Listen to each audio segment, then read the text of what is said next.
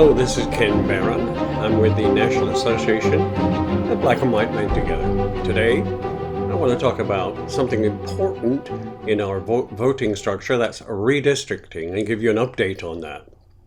It turns out Republicans are jockeying for an advantage in next year's election and beyond.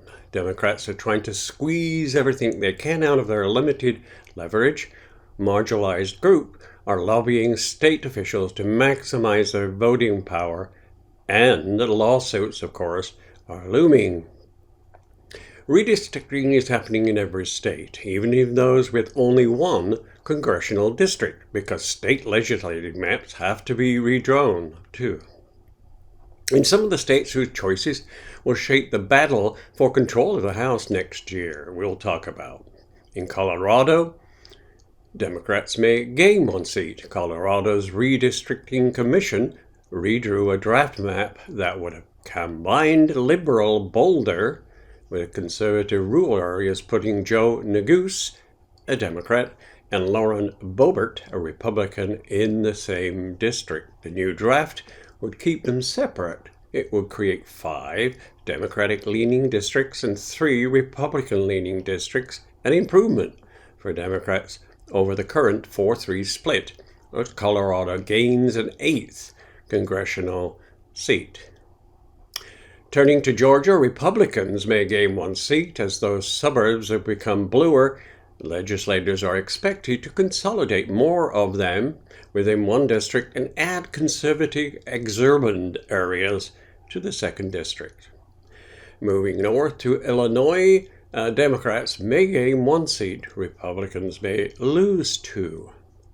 Illinois Democrats haven't drafted a new congressional map yet, but if their aggressive redistricting of the state legislature is any indication of their approach, it is possible that Illinois, which is losing a House seat, could go from 13 Democrats and 5 Republicans to 14-3. In Indiana, Republicans may protect 1 competitive seat. The Republican-controlled legislature released a draft map this week that would protect the only seat Republicans were at risk of losing. The proposed map would move some of the increasingly blue suburbs north of Indianapolis into the 7th district, which is safely Democratic, thus securing the competitive 5th district. In Iowa, Democrats may gain 1 seat, and their non-partisan redistricting body released a draft map that would create 1 safe Democratic district, 1 competitive district, and 2 safe Republican districts. But the Republican-led state legislature may reject the map because it would give Democrats who hold 1 of Iowa's 4 House seats a good chance of winning 2 seats. Going back to the coast, in Maryland, Democrats may gain 1 seat, or Republicans might, but probably not. Maryland's Redistricting Commission recently released a draft map that would create a 2nd Republican district, but the state legislature has the final say, and Democrats hold majorities there. The chances that such a map would actually be enacted are minuscule, we're told. Democrats would rather go in the opposite directions and eliminate the sole Republican seat held by Andy Harris. Turning to Missouri, where Republicans may protect 1 competitive seat by packing more Democratic voters into the deep blues district that includes St. Louis. In Nebraska, Republicans may protect 1 competitive seat because Republicans could gerrymander the 2nd district, which includes Omaha, to make it redder after Representative Don Bacon faced competitive races in 2018 and 2020, and after President Biden narrowly won the district last year. Nebraska is one of 2 states, the other being Maine, that awards some of its electoral votes by congressional district. Back to the coast, in New Hampshire, Republicans may gain 1 seat.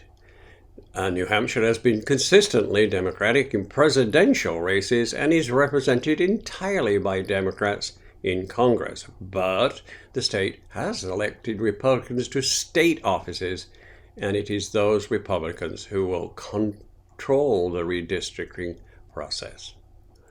Back to the Southwest and New Mexico, which might gain one Democratic seat because an independent redistricting commission is considering realigning the state, dividing it east to west rather than north to south, and creating more competitive districts than currently exist. Up in New York, Democrats may gain 4 or 5 seats. The Democratic governor and legislator are likely to bypass the commission and draw their own lines. They could knock at least 4 Republican incumbents out of Congress by combining conservative areas. Over on the West Coast, it's wide open in Oregon because the Democratic plan would make the new seat blue and will probably result in a 5-1 split. The Republican plan will create more competitive seats but could result in a 4-2 split in favor of Republicans, though Oregon is totally a blue state. In South Carolina, Republicans may protect 1 competitive seat.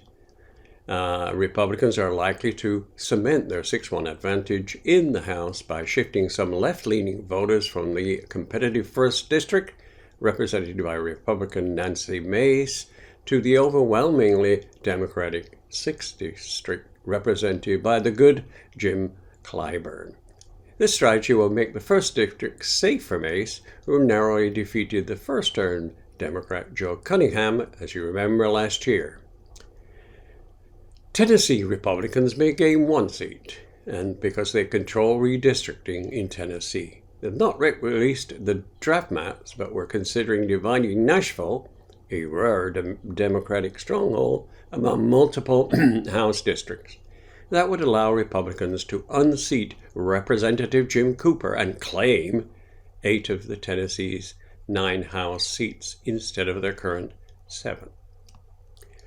Well, that's our roundup, but be sure to vote in your local and national elections. If you want to hear more about that, please feel free to comment down below or to like us, and we appreciate all of your help in this area, in the voting. So let's look forward to a competitive situation in the local and national elections. Thank you for listening. We appreciate